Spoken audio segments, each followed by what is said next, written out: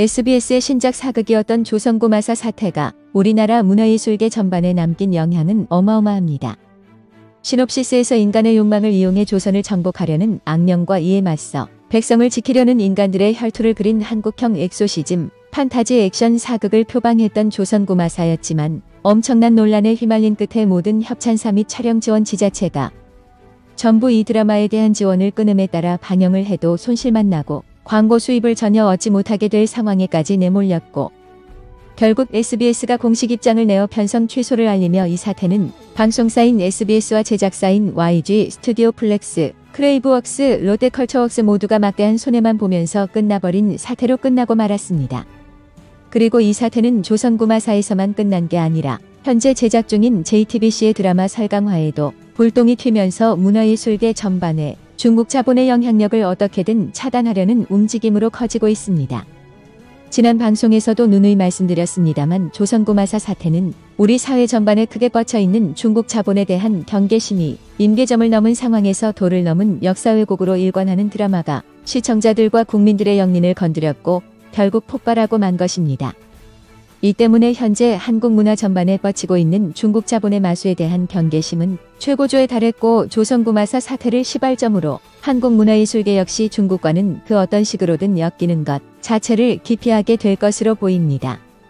그런데 이런 사태를 보고 느낀 것이 없는 것인지 이번에는 일개 기업 수준이 아니라 지자체에서 중국 자본을 들여서 대규모의 차이나타운을 짓겠다고 해서 더 큰 논란을 야기할 것으로 보입니다. 그것은 바로 강원도에서 춘천시와 홍천군 일대에 한중 수교 30주년 및 2022년 베이징 동계올림픽을 기념하여 개발 및 조성할 예정인 중국복 한문타운인데요. 약 120만 제곱미터 규모인 이 시설은 오는 2022년 준공을 목표로 하고 있습니다. 이 사업은 서울 양양고속도로 건설, 경춘선 복선 전철, 완공 등의 교통 인프라 확충에 따른 개발 호재에 힘입어 춘천시에서 한창 각종 관광 개발 프로젝트가 난립하던 시절인 2000년대 중후반 무렵까지 그 기원이 거슬러 올라갑니다. 그 중에서도 이 사업은 당초에 남춘천 일대에 무릉도원 리조트, 이하 라비에벨 단지를 조성하려는 사업에서 출발했는데요. 원래 라비에벨 단지는 춘천시의 추진하에 AMLND라는 회사에서 기획 및 설계하고 코오롱건설에서 건설하기로 되어 있던 대규모 관광 개발 프로젝트지만 경제 침체 및 각종 사업상의 문제 등으로 인하여 원래 이 사업의 시행 주체였던 AMLND가 파산하면서 라비에벨 컨트리클럽이라는 골프장만 간신히 지어진 채로 답보 상태에 머물러 있었습니다. 그나마 시공사였던 코오롱은 어떻게든 지어진 골프장이라도 부여잡으려고 노력했으나 이마저도 골프장 회원권 수익이 잘 나오지 않아 신통치 않았던 상황이었는데요. 그렇게 몇 년이 흐른 2019년 12월 최문순 강원도지사가 라비에벨 관광단지 조성을 완료하기 위해 사업 방향을 중국 자본과의 제휴로 방향을 틀었으며, 이를 위해 베이징에서 중국복 한문화타운 런칭 행사를 열 참석하여 양해각서를 체결하며 본격적으로 사업을 추진하기에 이릅니다. 이는 사업을 계획한 춘천시 입장에서도 이해가 가는 부분이긴 하는데요. 일개 골프장에 불과했던 라비에벨 단지를 애초 계획했던 무릉도원 리조트와 같은 복합 관광 단지로 어떻게든 완성하려는 생각에서 나온 몸부림이었던 것입니다. 하지만 아무리 그래도 중국에 대한 거부감이 날로 커져가는 상황에서 다른 곳도 아닌 지자체에서 중국 자본을 끌어들인다는 것에 대해서 많은 사람들의 거부감은 컸습니다. 게다가 이 사업을 적극적으로 추진한 사람 중 한 명인 최문순 강원도지사가 중국복 한문화타운 런칭식에서 했던 발언은 더더욱 논란을 가열시키고 있습니다.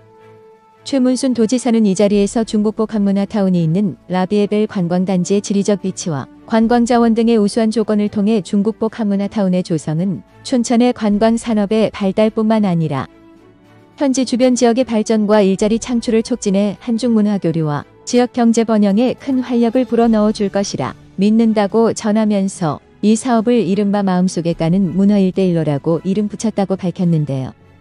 이게 일개 기업의 사장도 아니고 대한민국의 광역자치단체를 이끄는 선출직 공직자라는 사람이 할 말인지 참으로 아연실색해집니다. 당연히 도측에서는 해외 자본의 유치를 통한 강원도 지역경제 발전, 일자리 창출 그리고 침체된 국내 관광 산업에 긍정적인 영향을 미칠 수 있다고 도민들을 설득하고 있지만 반응은 싸늘하기만 합니다. 애초에 1대1로 자체가 중국의 현대판 제국주의 프로젝트의 이름인데다가 멀리 갈 것 없이 그 일환 중 하나인 동북공정의 피해국인 우리가 왜 이런 프로젝트에 참여하느냐는 비판이 제기될 수밖에 없는 상황입니다.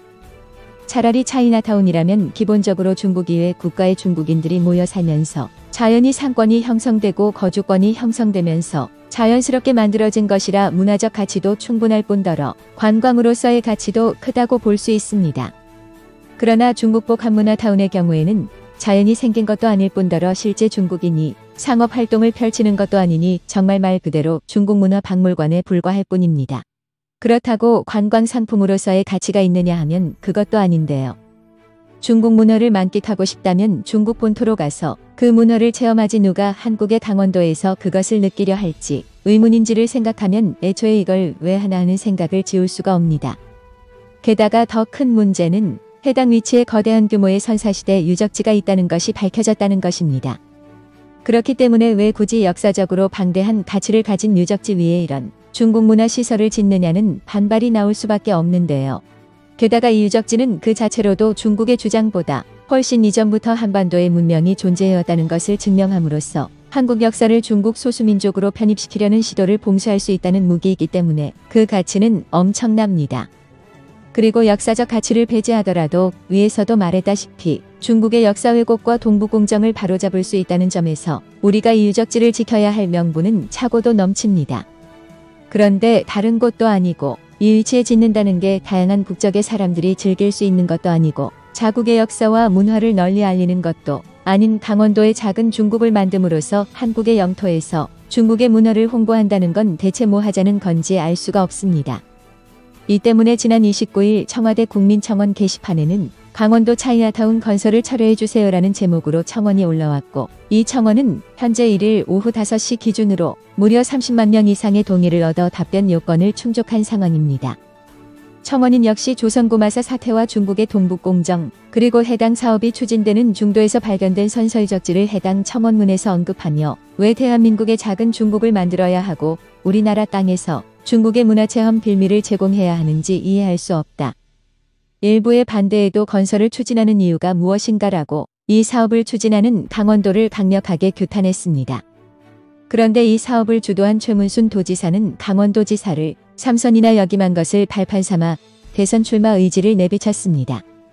최문순 도지사는 지역 언론과의 인터뷰에서 지난 2016년, 2020년 미 대선의 민주당 경선에서 돌풍을 일으킨 버니 샌더스를 롤모델 삼아 대선에서 새바람을 만들겠다고 밝혔는데 누가 봐도 사실상의 대선 출마 선언입니다. 그런데 과연 이렇게 도민들의 반대도 무시하고 중국 자본을 끌어들이는 개발 사업을 추진하는 사람을 과연 우리 국민들이 대통령으로 뽑아줄까요? 최문순 도지사는 뭔가 착각해도 단단히 착각하는 것 같습니다. 지금 국민들이 조선고마사 사태를 보면서 왜 분노하는지 최문순 도지사께서는 정말 모르시는 건가요? 기본적으로 대선에 도전하겠다면 국민들이 어떤 생각을 하는지 정도는 좀 읽으셨으면 합니다. 아무튼 이번 사태를 계기로 우리나라에서도 더 이상은 국민들의 생각을 거스르는 정책을 펴는 정치인들은 없기를 바라며 오늘 방송은 여기서 마치겠습니다.